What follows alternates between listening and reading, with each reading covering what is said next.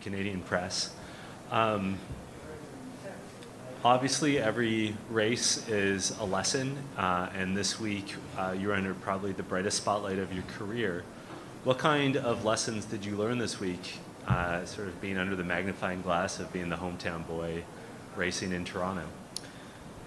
I'd say, not one particular lesson as per se. I just had a lot of support from me. Being under the spotlight, I didn't necessarily take that as a bad thing. I took that as, having a lot of support from a lot of the people here, a lot of the fans, and, a lot of my supporters and sponsors, obviously. So I really just used that as extra motivation to do well. And, we've just been making progress each weekend, learning what to do and what we could have done better. Qualifying, obviously, we see what we could have done better, obviously with what happened in the Fast 12 there. And then in the race, I think we definitely just hurt the rear tires too early, just struggled with balance. And we seemed to get it better and better as the race went on. But definitely was a struggle on the reds. And I think that, put us on the back foot.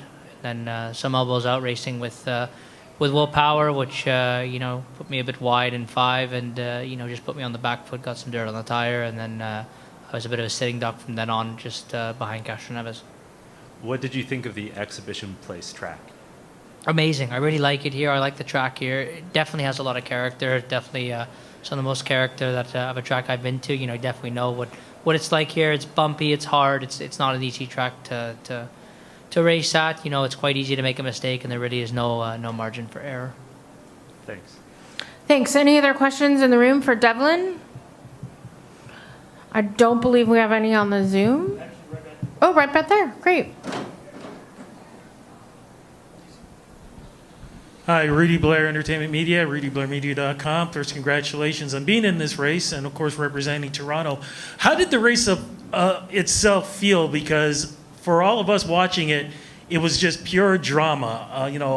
Seemed like a lot of anger, a lot of bumping, a lot of hitting, a lot of "I'm gonna get you" kind of thing. How did it feel for you to be out there when you were? There's definitely a lot of that going on, especially after the last pit stop, after the last yellow.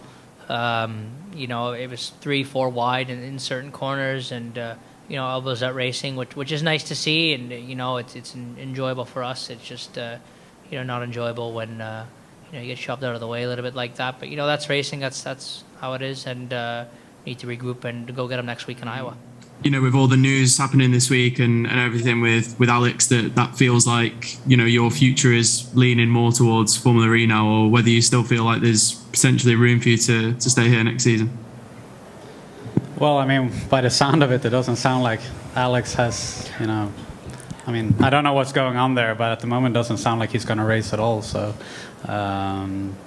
it's up to lawyers and stuff. It's honestly it's not my business at all. And I think, honestly, it hasn't really changed anything this whole deal went down months ago, and I didn't know all the details of it that I do now, but nothing has actually changed. And I think if Zach was sure that I was going to FE, he would have already said it. So, yeah, I'm going to take that chance. And if there's a chance for me to be here next year, I'm gonna try to prove that I can do that.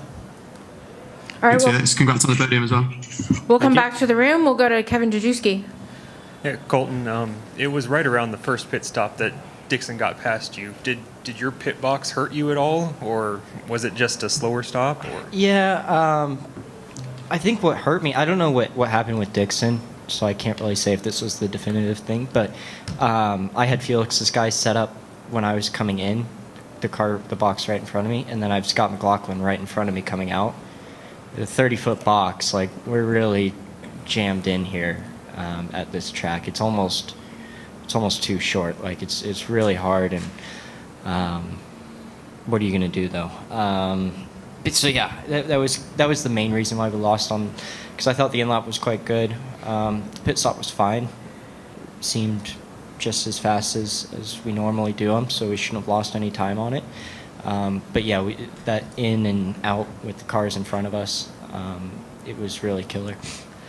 If you had been able to stay in front of him with as hard as it is to pass around this track, and even with the second best car, as you said, do you think you could have held him off? Or? I think I could have. I think when you're that close in lap time, within a tenth it's hard to get by, right? Like Felix was probably 10th faster than me. He couldn't get by me. So I think if I had the lead, I could hold it, as long as I played everything right. But yeah, again, we kind of got a little bit screwed there with the pit selection, I guess. But what are you gonna do? All right, Krista Hardy. Colton, when did you notice the problem with the headstock and everything going crazy up there? My hair fell down into my face. What part of the race though was that? Oh, maybe after the last restart. Are you good, Chris? All right. We'll come over here to Steve Wooditch. Colton, keep your hair as long as you can, trust me. Will do. You're not quite half Dixon's age, but what does it give you a lot of hope for, this is something you're going to be doing for an awfully long time? Sure hope so. I think it's different things in different cases for different people, right? Some guys wouldn't want to do it as long as Dixon has. If you ask me right now, I'd say of course, but I've only been racing an IndyCar for 4 years, so we'll see. When I do 20 years, it might change the answer. But as of right now, I love what I do. It's for me the best job in the world. I wouldn't change it for anything. But yeah, I can see why Dixon wants to stay, but I can also see why some guys want to leave and have families and spend time with their kids and whatnot. It is a hectic schedule, but yeah, I think it just proves it that Dixon still has it, which I don't know if a lot of people are questioning it, but he still has it, which is impressive. All right, we'll go to the back. Rudy Blair Entertainment Media. First, congratulations to both of you, and this question goes to either one of you. What was it like handling that turn 3, especially with all the aggression out there? Well, it's just a hairpin. End of the day. No, it was a good one for me today. I think I did most of my passings into 3. I mean, yeah, I don't know what more to say about it. The one with Rossi obviously was unfortunate, but hey, very racing. special day in so many ways. Obviously, the some of those numbers, it took a little while to get to. So it's definitely been a bit of a dry spell for us, and sometimes that puts on a lot of pressure, not just me, but everybody on the team. And today was just one of those days where I think the car was super fast all weekend. I think all the cars were across our group, and you could see with the 8 and the 10 had great recoveries, even though they had some issues in qualifying. And that's real teamwork. So for me to be a part of this team is what it's all about. I've been here. I think it was my 21st season with Chip. And all but one of those wins has been with him. So, very thankful for what he's done, what his team has done, and what everybody, puts into this team. The race itself was fairly straightforward, with how the cautions fell for us. My car was quite tricky to drive. We had some, previous races like Detroit where we had a lot of understeer once we'd kind of tested, did the warm-up in the morning and you get to the race and there was a lot of understeer. I think we overcorrected for that, and the car was super loose. So really tricky race for myself to look after the rear tyres, and especially on restarts too, to try and get going, especially in traffic behind VK there for a little bit. But all in all, we came away with the win. We had a good pass, good clean pass, and to 1 on Herta, and that was it. So yeah, it was a lot of fun for me. Yeah. So Mario is typically here with us, but isn't here this weekend. We did try to contact him to see if we could surprise you with him on the Zoom, and he wasn't available, but he did tweet. And he said, "Utmost respect for my friend Scott Dixon, and truly happy to congratulate him on 52 wins. Also congratulate his team, because nobody does it alone.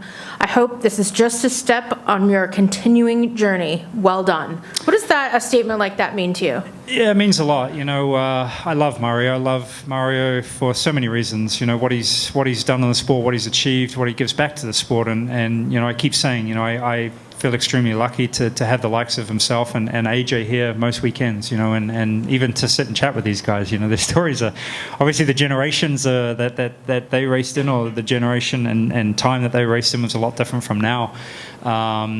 And it means a lot to me, to even be mentioned in the same conversation as these greats. I never thought it was possible, so for me, it's a huge credit to obviously the team that I work with now, but also the team that I started with, whether it was my mum and dad to my brothers and sisters, all of my family, to the Scott Dixon Motorsport Group, which were the founders of getting a group together to put forward money and enable me to get to where I am today. So.